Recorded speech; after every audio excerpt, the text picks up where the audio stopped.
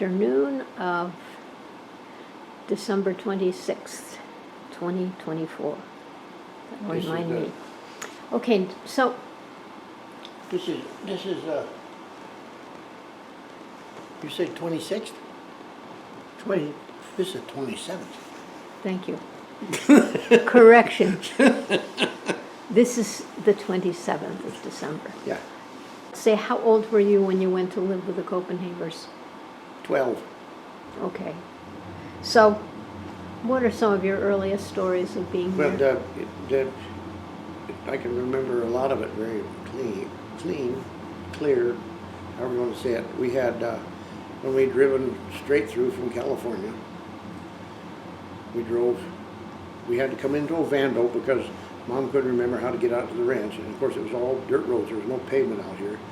And she come in and stopped at what is now the county shop. It was one of the other locals' little shop there, and asked how to get to Copenhavers, and he explained so we had to go back down by the North Fork to the bridge, and then up and on up the road, and then we got just past where Peggy and I, our first house, and Mom was still a little confused, and there was a truck coming down, a stock truck with a load of horses and mules in it, and it was Ted Clatterbuck, who was one of the old guys that lived here for a long time and worked with Copenhavers, and asked if it was the right way, and he said, oh yeah, just keep going, you'll get there, it's just straight on up the road.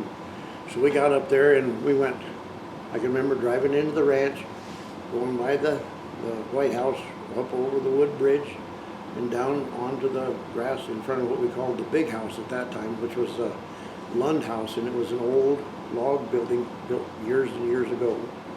And Gene, Wendell, and Howard were standing outside talking, you know, because it was late evening. Howard Copenhaver and his two brothers, Gene and Wendell, Fine. were out there talking, discussing, you know, what was on the agenda for the next day.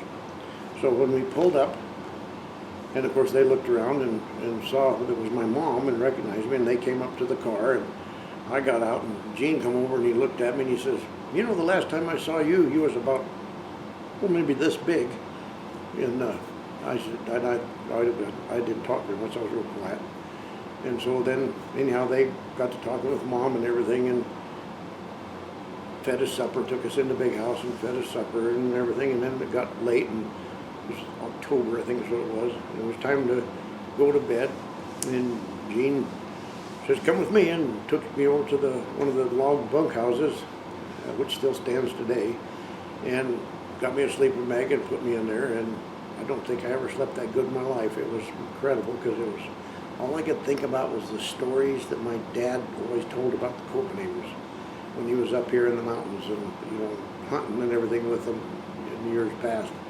And I mean, it was just incredible. And then from that day on until I was on my own, they took care of me like I was one of their kids, literally. What kind of stories had your dad told you of them? Oh, was it him and Howard? Well, one of them wasn't here, but it was in California.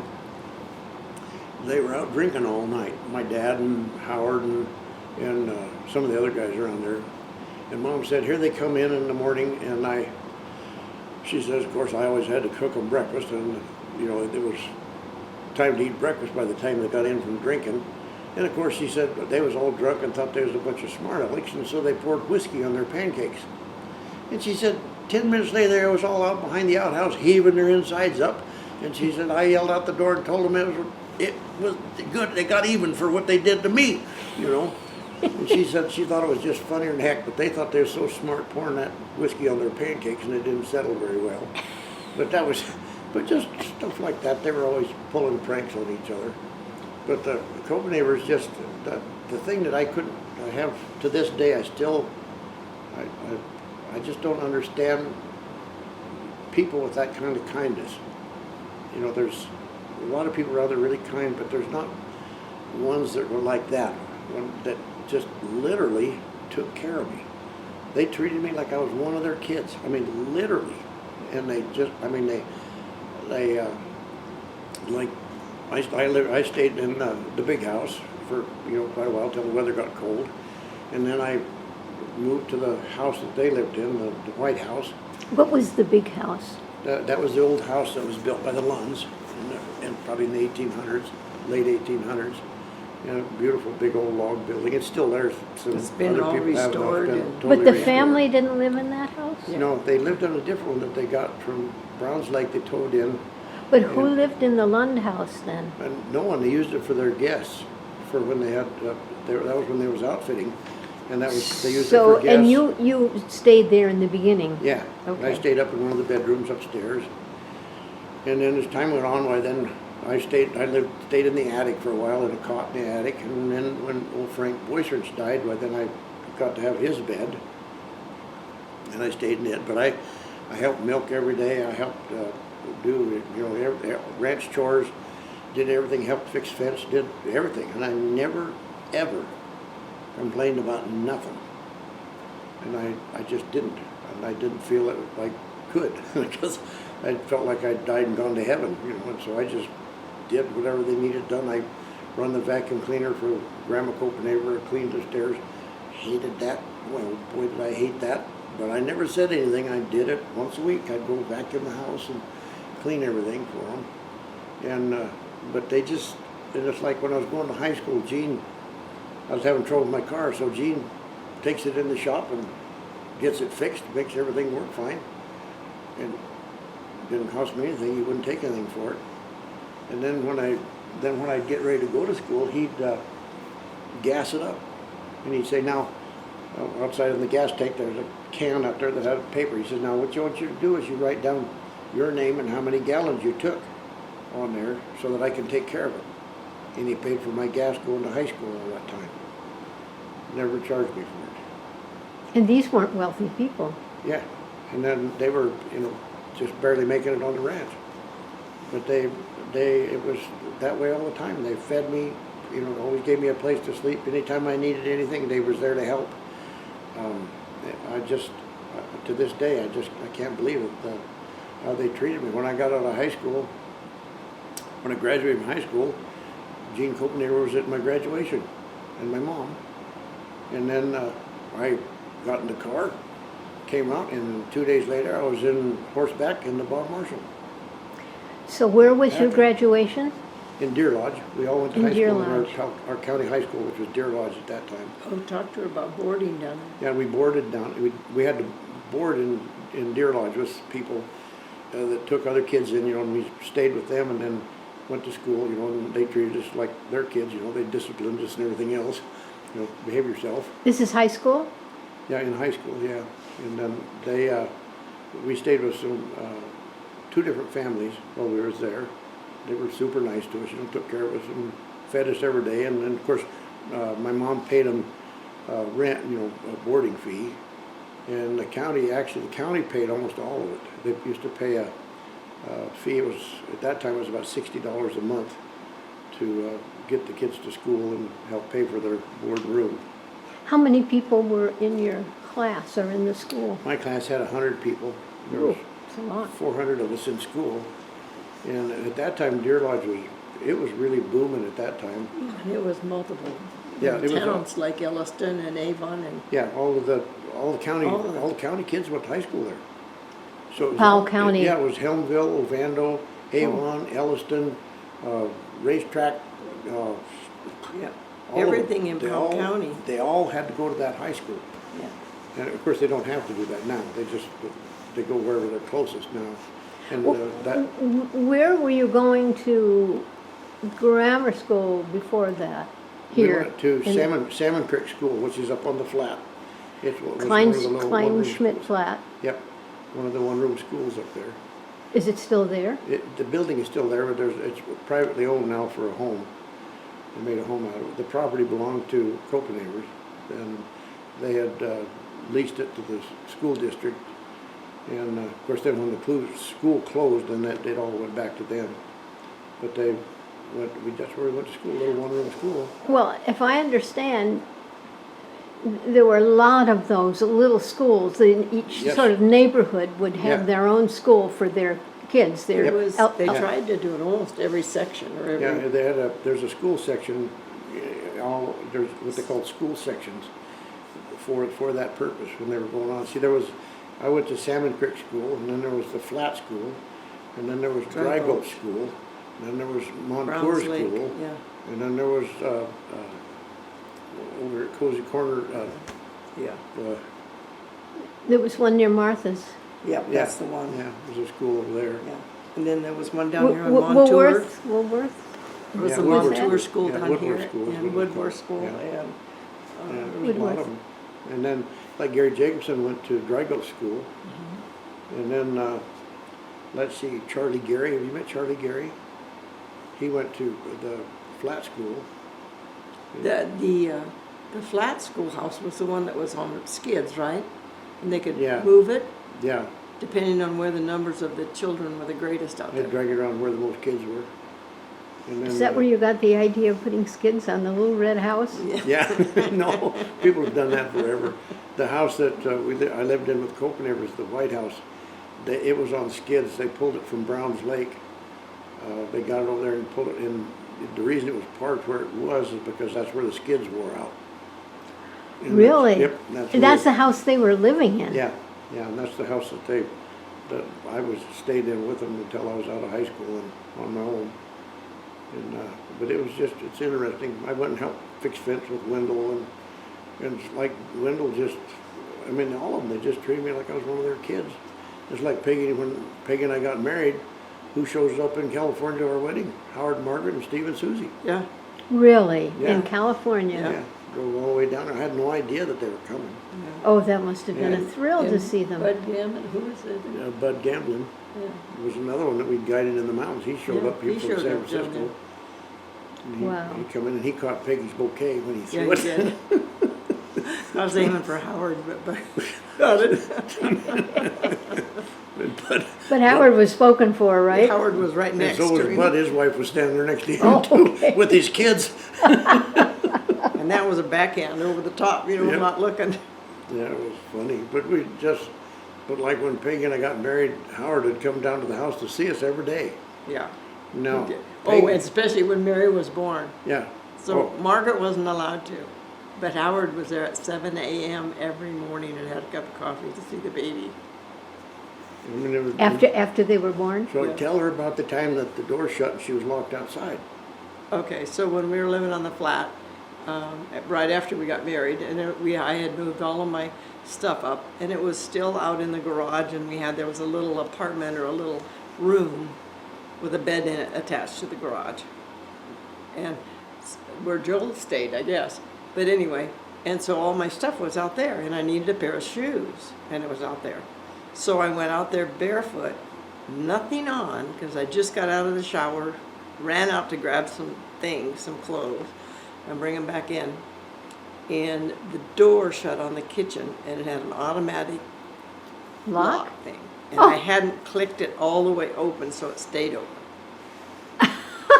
So I was outside with nothing on, and Howie was asleep in the bedroom, which was I an thought I was taking a interior. shower. Whatever No, it was, you I were was- in the bedroom.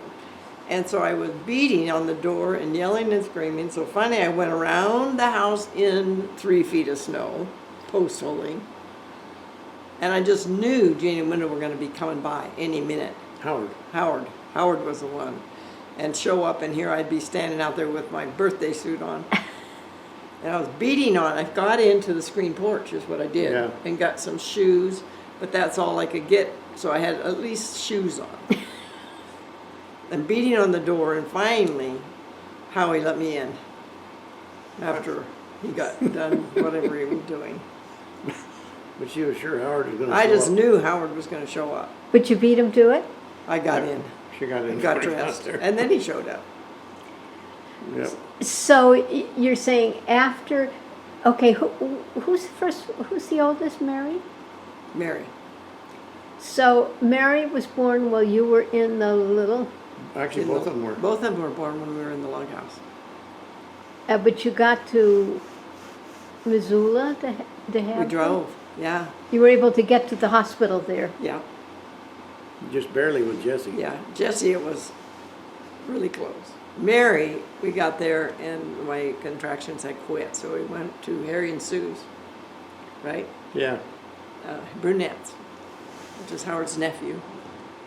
And So we went over there and drank a pop and visited until the contractions got strong enough that I figured they were about 4 minutes apart maybe and pretty steady. So then we went to the hospital. And Mary was born 45 minutes. Yeah, something like that. So we cut it pretty close. Yeah. So Howie, you're saying that Howard would come over to the house to see each day to But see he the did not- baby, he did not tell Margaret. He told her to leave us alone. but he didn't. Oh, no. He'd come over every day to see what was going on. And but they were just, and then there was an old fellow that's just the way they were. They were family immediately to me, all of them. They were just like family to Yeah. both of us all the time. They absolutely, you were part of their family. And they still treat us that way. Yeah. And whenever there was like when Anything. any of them passed away or anything, they always wanted me to say something, Yeah. or help cover the grave or whatever. Just Yeah. they wanted me to do something, and Peggy too. Yep. We've always just been part of their family. Everybody's part of the family. Milk, all of them. So was the outfitting business what Howard did, or did they have animals? I mean, did they have cattle, or? Yeah, they ran cattle too. They had when I first got there, they had just started raising Angus cattle, and they had bought these cattle from Wyoming, and they were range cattle. They never worked on foot. They'd always been worked horseback, and these were the meanest cattle you have ever seen in your life. They would be.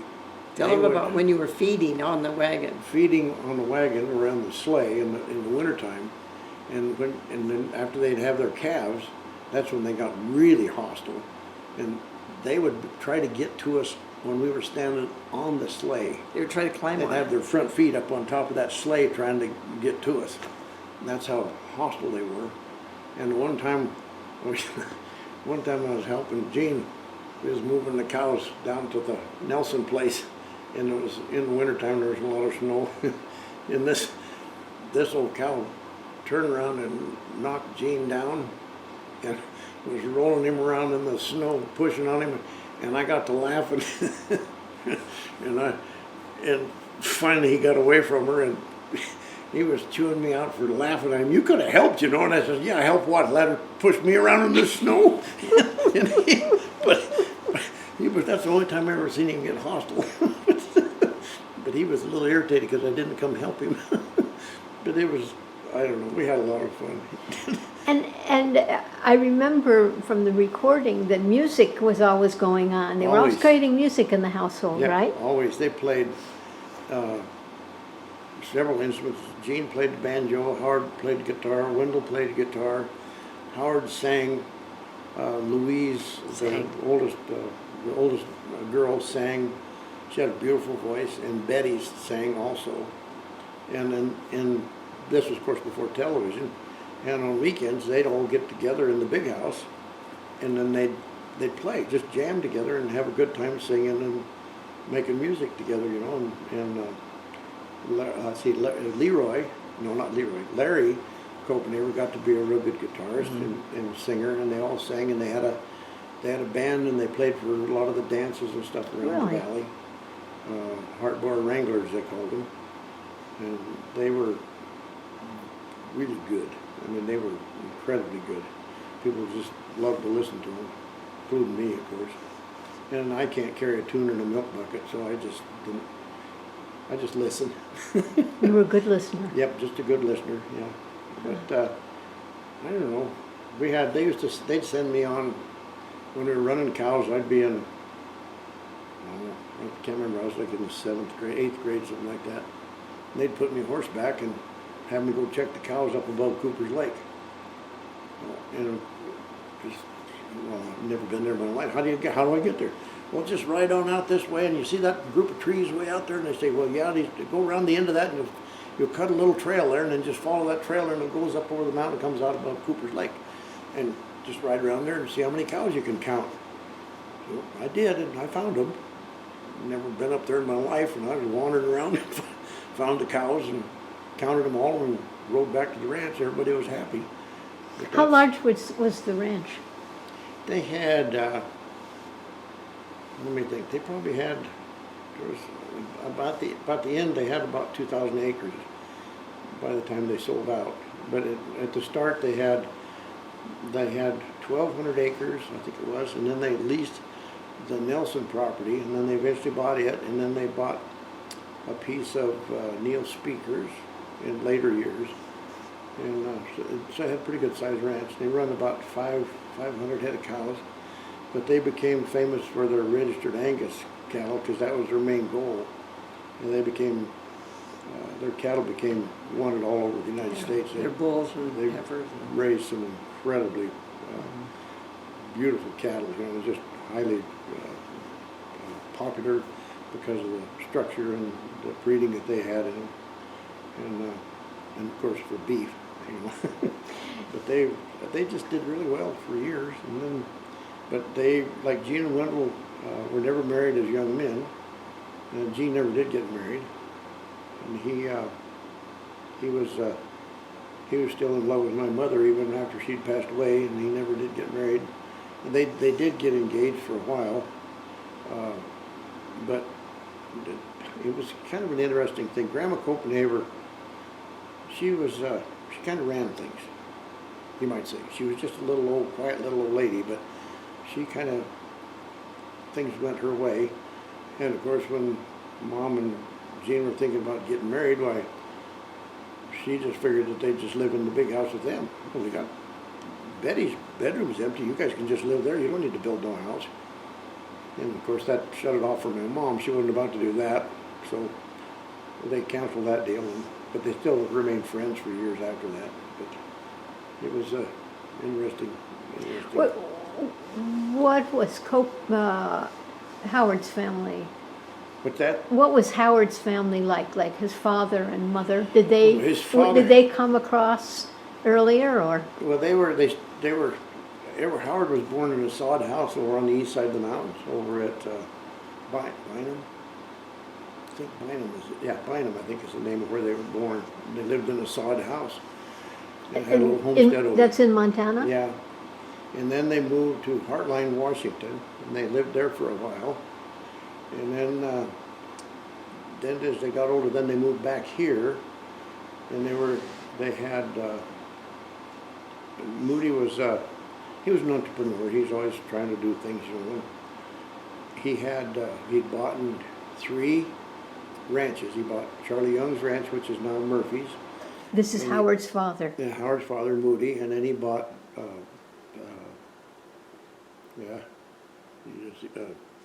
Crutars, which is Crutars Ranch now. He owned that, and then he bought the flat, and he bought those 3 places. Well, that's a lot of That was a land. lot. But he had 5 boys. But then the war hit. And then the war hit, and of course then they all ended up in the military, and Moody was cooking for us in hunting camp one year, and he was just talking to me, and we was visiting a little bit, and he was talking about the losing the land, and he says, and I know the boys always blame me for losing all that property, but he says, when they went to war, I was by myself. I couldn't take care of 3 ranches, and there was nobody to hire. They were all in the war. Because all the sons went off to Yeah. war? And Leon was just a kid. He was just a little kid. And Lawrence had a family of his own, was raising them. That was the oldest, one of the older boys. And so he lost all of it except the 1 ranch. And that's what he kept. And then, I don't know, too long after that, then him and Elizabeth got divorced because he was snorting around with some other woman, and of course he couldn't do that.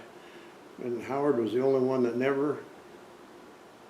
I think Howard actually understood what was going on with his dad and how hard his mother was to get along with in that sort of a situation. And he never made fun of him, never called him the boss, nothing, but Gene and Wendell did. And Howard just was his dad. You know, he hired him to cook for us in different jobs, you know, over the years. And but he was kind of an interesting old character. He had And Howard and Gene, they'd always say he was always trying to figure a way to do things easier. And they've got some pictures. He says, so when we was out plowing, instead of using 2 horses in a single plow, Dad would go out there and rent everybody's horse that they got or borrow them and try to hook 12 plows up at once, and he had all these horses in a big long strip going out across the prairie plowing. Did it work? Well, yeah, kinda. Howard said it was more work than it was worth, though. Probably. He got it done. But it was a good deal. They had, it's just like when Peggy and I had, over the years we'd had financial problems and everything, and they loaned us some money, and then I was paying them back. I paid them half of what we'd borrowed from them, and then I went to pay them back the second half, and they wouldn't take it. And they said, and I couldn't. Well, what? You loaned it to me, and they said, no. You helped us build the ranch. That's your share of it. Forget it. Wow. And they wouldn't let me pay them. And so, but that's that's just the way they were. And Howard and Margaret were the same way. They just they don't pay me back. So who loaned you the money? Gina Wendell loaned us some, and then Howard and Margaret loaned us some, and neither one of them would take any of it back, except a little bit, That first half. And Howard just says, nah. He says, you don't owe me anything. Just make sure Margaret's okay when I'm gone. So that's what we tried to do, is make sure she was that's okay. what you did, right. Yeah. But it was interesting. And you were talking about somebody who took care of, when you and I were in the kitchen, who did you say took care of Howard, was it, to the end of his life? Or Howard took care of someone else? Oh, I was trying to tell you, Frank Boyschrentz. There was talking about taking the way they were with people. Frank was an old Frenchman that came from France. He spoke no English when he came here. And he went to work for Gina Wendell. He walked in from somewhere. He'd come into the ranch on foot and looking for work, so they hired him. And he was there for, 30 years. And they took care of him until he died. He just, even when he was too old to work, they took care of him. And he just, sat in the corner with his pipe. Peggy remembers him. Always had a pipe in his mouth, in a rocking chair, sitting in the corner reading the newspaper. And he'd be sitting there, and he'd get to coughing, and pretty soon his pipe would be upside down, and the ashes on his lap on fire, and he'd be beating them out and coughing. And then so other times he'd be sitting there, and the spit had run down. He'd kind of fall asleep, and the spit had run down his pipe and put the tobacco out. You could hear it go sizzle out. But but the way the Copenhavers were, he burned one of their barns down with a bunch of cows in it with that pipe. They never said anything, just kept him working. Did they lose the cows? Yeah, lost the cows and the barn, big huge barn. Whoa. All Was he burned flat. aware that had happened? Oh yeah, they knew that he'd done it, and he did too, but they wouldn't, they just kept him working. He lived there the rest of their lives. Wow. But yeah, they milked cows, and we had, 7 cows. And that was part of my chores, was milking. And You mean 7 milk cows? 7 milk cows, yeah. Because they sold the cream to make extra money. And then apparently it was pretty good money in those days to sell cream.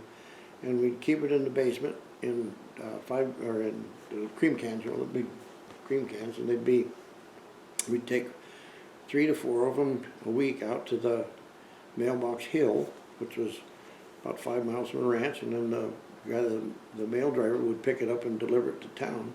But that was, in those days, the mail guy picked up all of the cream around the valley here and took it to the creamery in Missoula. And that was their extra money. And everybody's can had their name on it, Right. so they got paid for it. And They everything. cleaned them, sterilized them, returned them. Yep, Who did? the creamery did. Oh, the creamery. Yeah, they did. clean the cans and sterilize them and send them back to the ranchers. Those were the good old days. Yeah, Wow. but it's like, I was with Gene when got my first elk when I was hunting. He was with Wendell. How old were you? Oh, 13. And I was with Wendell when I got my first deer. And then I wanted to buy a car. And Wendell says, well, what do you got in mind? And I says, well, I hear Charlie Granger over here that I'm going to school with has got a 31 Chevy over here he wants to sell for $100. 31. And Wendell says, well, get in the car, let's go take a look. So Wendell loads me in the car and takes me over there to get my first car, which was just over here a little ways. And I drove out of there less than $100 and had a car. Wow. But it's just, But that was a lot of money still back then. oh, it was. But I'd saved it up, you know, I was managed to save it up. But Wendell took me over there to get it, but they were, And then what happened to your car? and then, then back to Lake Tahoe.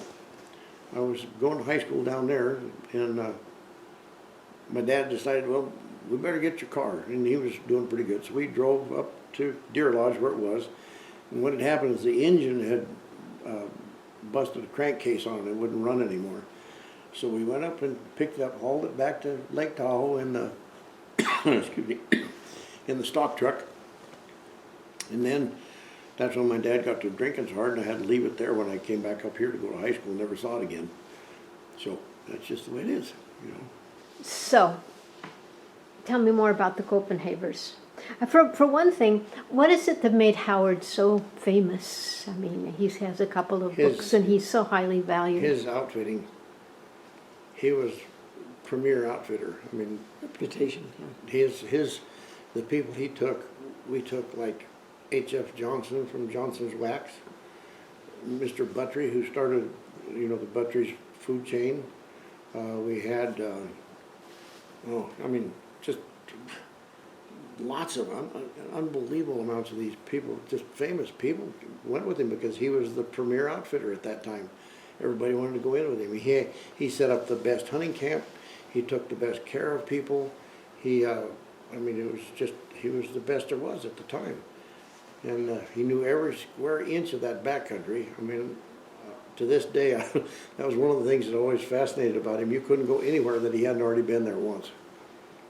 He trapped back there when he was a young man. Him and Bill Atkinson, they run a 100-mile trap line back there. And, I mean, you know, in big loops and everything around the valley.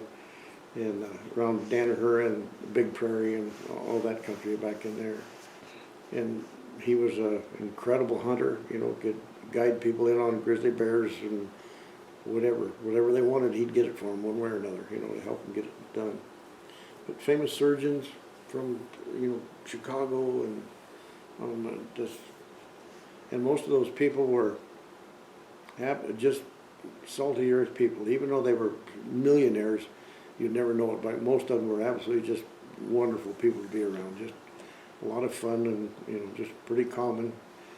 But I think that might have been, maybe it was because they were self-made instead of people that, it seems like people that inherit it don't have the same attitude about their money that people that had to work their butts off to make it. You know, because they understand what other people are going through. And, but they're just... And also, don't you think, because I talked to the boys about this, don't you think that having the wilderness in their lives, no, I thought about it with the Danaher poem and so on. Yeah. Because they had this in their lives, it was one of the things that sort of grounded and stabilized them, and the fact that they loved it. Yeah, it does. Kept them well-rounded. Yeah, and smoke ulcers having the same effect on people. And his latest book is called The Hush of the Land. Mm-hmm. And that's, I was just reading a little bit today, and of course, and he gives a lot of credit to Howard and Howard Copenhaver and Tom Edwards for teaching him everything about outfitting and dealing with people and everything. And that's what Smoke was talking about, is the reason he called it the hush of the land is people, he said what he'd like to do is just sit them somewhere by themselves and just tell you, sit here and just look around for a little while. And he says then they started realizing what the benefit of a wilderness area is. It's all natural, there's no car noise, there's nothing, it's just all natural with that hush, that's a natural hush, you know, and you hear birds and little water running and that sort of thing, and Smoke has really capitalized on that, getting people to understand that. And I understand completely what he's talking about, because there's nothing like it to be in a spot like that. But just let people understand what it's like. But they love it, and now we've talked about that even, because nowadays people, they're not like they used to be. Used to, we'd take people on a pack trip and they'd love it. You'd never hear a complaint about nothing, and we'd take them for 10 days in the mountains, and you ride 15 miles every day almost. It'd be a long pack trip, no complaints, just enjoyment. And now people 3 or 4 days and they're complaining and griping because they're sore, and oh gosh, this is awful, and if I'd known it was going to be this hard, I wouldn't have done it. And they don't get the picture, you know. So you told me a story once, Howie, when you were the airport shuttle from Ovando, and a local friend asked you to go pick him up and pick up some of his corporate friends. Yep. And Yep, so we on. did. You can tell the story. Yep. So we drive to Missoula, and of course they fly in, and there was about 5 of these individuals that worked for him. And this is high up in the corporate world, right? So these very are high in the corporate world, very high. And so anyway, I'm talking to the fellows that's their boss. He's in the front seat with me, and they're all in the back of the van. And we're driving along, coming up to Blackfoot, and I'm going. I look in the mirror, and I'm going, well, this is interesting. And he looks at me and says, "What do you mean?" I said, "Well, what's going on in the back seat?" I says, "Isn't everybody here to enjoy themselves and the scenery and the just relax and enjoy themselves?" And he says, "Well, yes." And I said, "Well, then look in the back seat." And so he looks in the back seat, and there they're all with their cell phones going, because there was no signal, and they can't, and they're all frustrated. They aren't seeing anything. And he says, looks at me and he says, "That is kind of ridiculous, isn't it, when you're coming out here to enjoy yourself?" And I said, "Oh yeah, it is." and such a beautiful trip and beautiful view. trip. And so we get to Ovando, and they all get out of the van, and the next thing I look out, and here they're all walking around town square going like this, trying to get a signal on their cell phones. Haven't seen a thing yet. They're still trying to figure out what's going on with their cell phones and why there's no signal. And of course now we got a signal out here, but they didn't have it then. But that's the contrast between Yeah. those early people you were taking into the early people wilderness they were out to enjoy it. They didn't care. Well, it was probably a good thing they didn't have that stuff, you know. But how, until what year roughly was Howard taking people out? he started in the 20s. And how late did he do it? He Until was when? still doing it up until late 70s, wasn't it? Yeah, probably late 70s. He was still outfitting. And he he always did a really good job, and people just loved him. And he'd entertain, you know, after in the evening he'd sing and play his guitar and do different things like that for him, you know, in camp. Tell funny stories and Tell sing funny stories, songs. yeah. Sing songs and do all kinds of stuff like that, yeah. Well, I just remembered one of the other fellows we had was Haynes, the fellow that owned Haynes Underwear. Oh, He went with us one year, and I'll never forget where we were up on the flat, and the flat is, you know, the mountains are just a big half moon around the flat, you know, the mountains are all high. And here we could hear this airplane coming in. It was Mr. Haynes in his private airplane, and he flew his own plane. It was a twin-engine plane, and he had his daughter and, you know, I don't think his wife was with him, but he had his daughter and a couple other people with him. And they come over the ranch at treetop level with that great big airplane, just going like crazy, and just come right around the ranch, made a big swoop like that, and tipped the wings at everybody hello, and then up over the top of the mountains he went. Disappeared. We never saw him again. He never came out again. it was that when he left, when he was Yeah. departing? Yeah, Oh, he was just right. saying goodbye to everybody and left and went on over the hill. Now, who pretty much took that up after he stopped working? Steve did for a while. Steve. Copenhaver, Howard's son. Right. He did it for a few years, but then it just wasn't, you know, it wasn't one of the things he liked doing. And So he eventually sold out. I can't remember who he sold to. I don't even remember who he sold to now. I don't recall. But, Oh, the people that bought Howard's house. oh, right. What the heck was The that first guy's one. name? I don't even remember his name now. He came from California, Somewhere, yeah. and he wasn't there very long. No, he wasn't there very long either. So now it's especially Rich Ranch locally doing that. Yeah, and that's why I recommend Rich Ranch, because they're Yeah, old They're time full real time. outfitters. You know, they're not, right. come in yesterday and Come latelys. yeah, come lately. So not that there's not a few around that are good outfitters, but Well, Trent, yeah, Trent does a pretty good job. yeah, he's new, but yeah. But he's new at it, and I wouldn't want to send somebody that wanted to really enjoy themselves with somebody that's pretty new Right. and didn't have the equipment or the place to stay. They'd have to stay in the motel or whatever, and then drive out to go in the mountains. So it's different in general. Yeah. So I worked for Gene Wendell for quite a few years, and every time I need some money, they'd always have me come to work. And so I'd drive out and I'd work for a few days to get a little extra money together. But over the years, I worked for Leon Copenhaver, which was one of the brothers, at his gas station in Missoula, changing tires, filling people's gas tanks, doing all that sort of thing. And then I worked for Lawrence Copenhaver, logging in the woods, falling trees, and hooking on the landing and different things like that. And his son. And I worked for Larry, his son. And so over the years, I worked for every Copenhaver there is. Now, is the logging that you did, Peggy told me the story of when you got injured. Remember that? That was working for Parks. That was Park Brothers. Yeah. Was that somewhat early on? Well, that was back in the 80s when I did that. Yeah. That was after Peggy and I got married. Louis Vero Oh. and Jim Anderson and Howie, Louis, right. yeah, Ebarel. They all went in the woods to do some logging together, the three of them, for Parks. To make some extra money. We were Right, just- to make some extra money. And it was winter time. It was times were tough. There's something, what was going on that it got tough Yeah. in the winter. It wasn't easy. But anyhow. And what happened? Well, I just made a well- mistake and cut my leg real bad. Yeah. With the That saw? was only With the the chainsaw. beginning though. With the chainsaw? Yeah. But that was the begin, because when did, then, right after that, Jim, Yeah, Jim got a It limb was- hit him and ruptured, two vertebrae in his neck. Louis thought it killed him dead. Yeah. Jim was non-responsive for a while. And Louis was a corpsman in the Army. Yeah.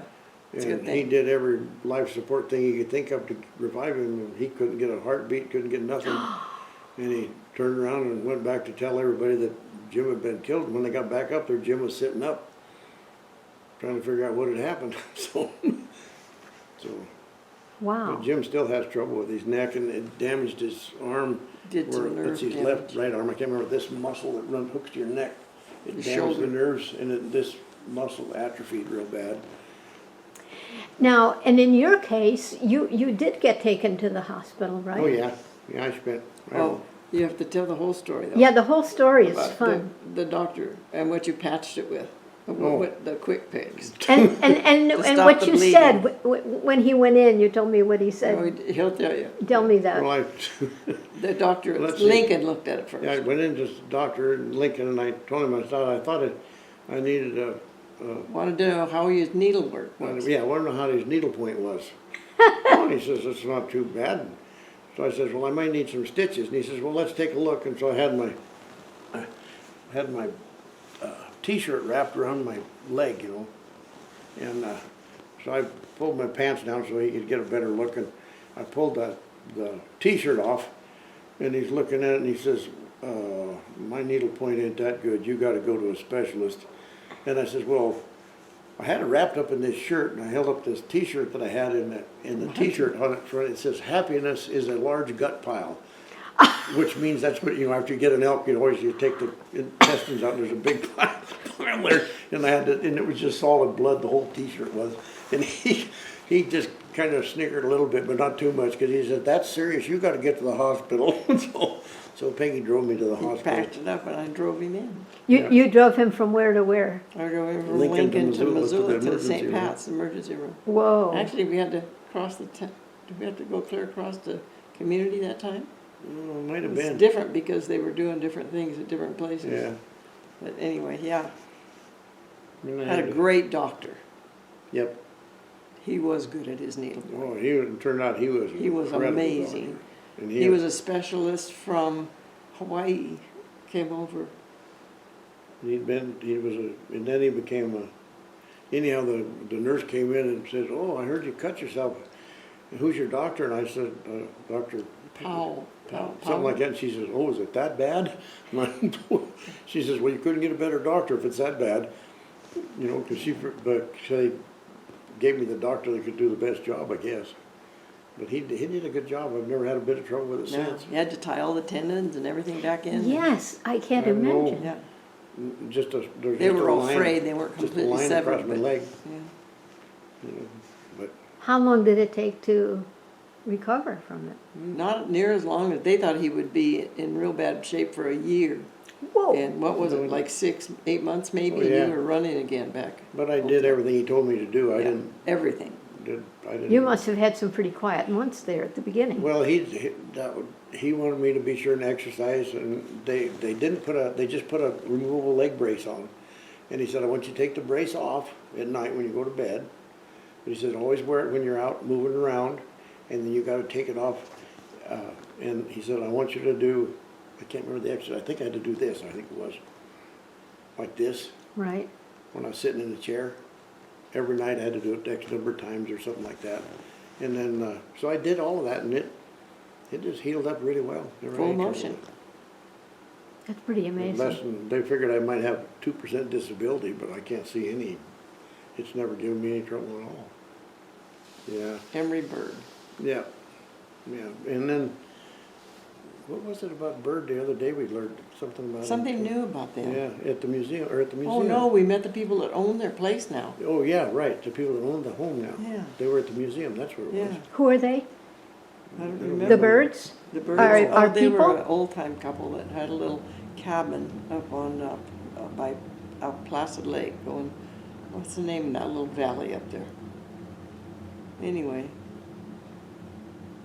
and her husband passed away. Tom Bird passed away, and Trixi. She told Trixi to come up and get he had some world trophies. Mounts, and that Trixi could have them to display in the bar. And so we had been, Eloise and I had been on a road trip with Trixi in the past to Helena to do her books, to go to her accountant, and so the three of us went to Helena. And when you own a bar at the time, that it was customary that you would stop at the bars going to and from anywhere and have a drink, and and buy the bar a drink, whoever was in the bar, buy them a drink, and patronize the local bars, because in return they would do that for you when they were on the road and stop in and do things. And so me being the non-drinker, I was the designated driver, and so Eloise and Trixi and I went to Helena to get her books done. And we stopped quite regular in Helena and all the way home. And we stopped at Delano's. Yeah, John Delano, who they had a place up here. They were associated with Sash or whatever. Mm-hmm. Anyway, to say hello to them. And John was just adamant that we spend the night and not go home. And then I convinced him that I was fine and I was the one driving. And so then we went ahead and drove home. And then Tom Bird had a beautiful mount, and they lived up out Placid Lake back in there on a big meadow back in there.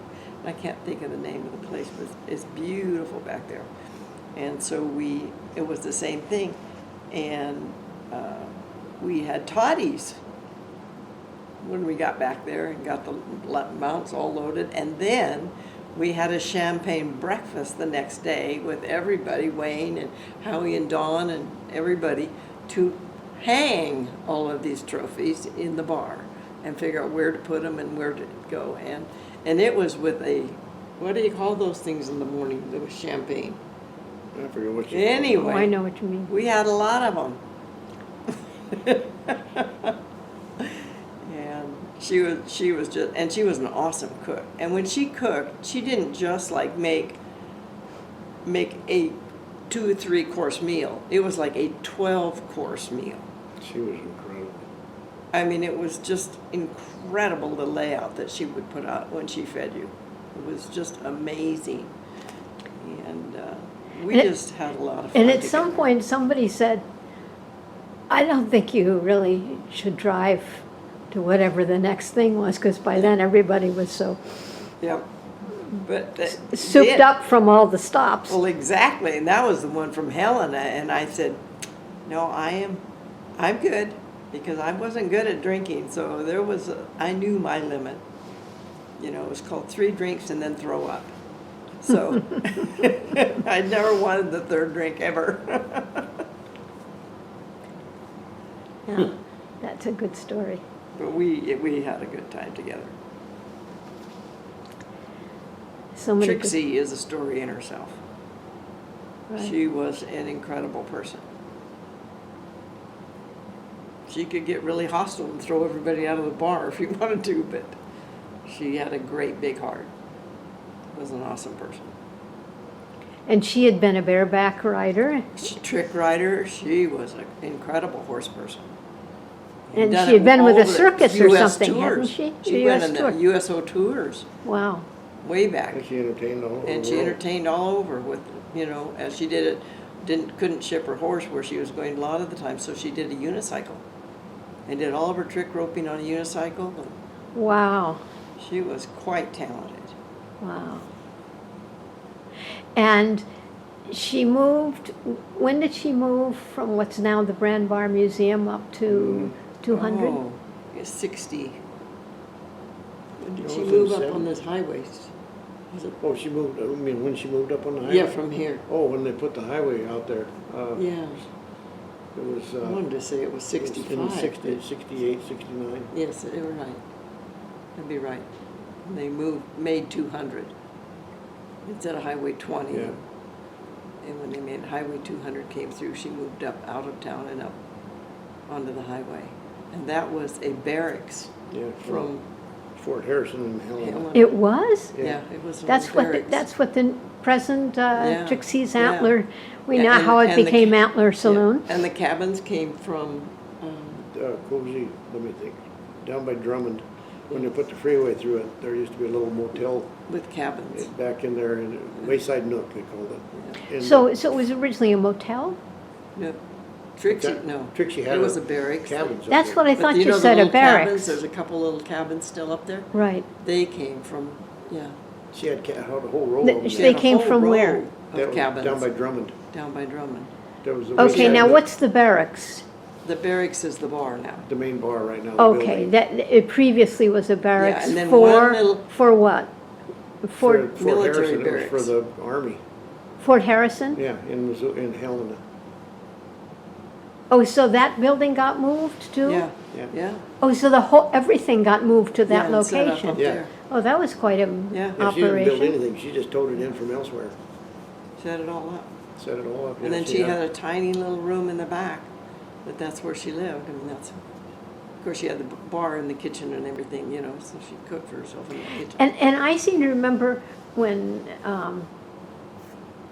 Katie and I first came, there was like, the cash register was a waterfall. Yep. Oh, yes. And there were all And it was kinds all of. lit and flowing, the animals, it was cliffs with little animals and stuff on them. Yes. Yeah, And a sign outside that said, leave your guns outside. yeah. That's because there's holes in the ceiling from some people we know that's sitting next to me. Really? Sure, there was the whole, and that was in my opinion, when they put the new heat system in Trixie's, above the bar, the whole ceiling was full of bullet holes with everybody's signature on them. The bullet holes had everybody's Yes, signature? she had to And then rebuild her they put roof. that heat duct right over the top of it. And to me, that was wrong. They shouldn't have done that. They should have made sure that those were still where people could see them. Because that's historic. you They know. were all signed. Now- And money. but the- Everybody stapled money up on the Now, ceiling. that's what I remember too. There were a lot of dollar bills on the ceiling. Oh, not just dollar bills. There were Silver $50 certificates. bills and Really? silver Yeah. certificates. And, That were yeah, stapled to the ceiling, stapled to the right? ceiling.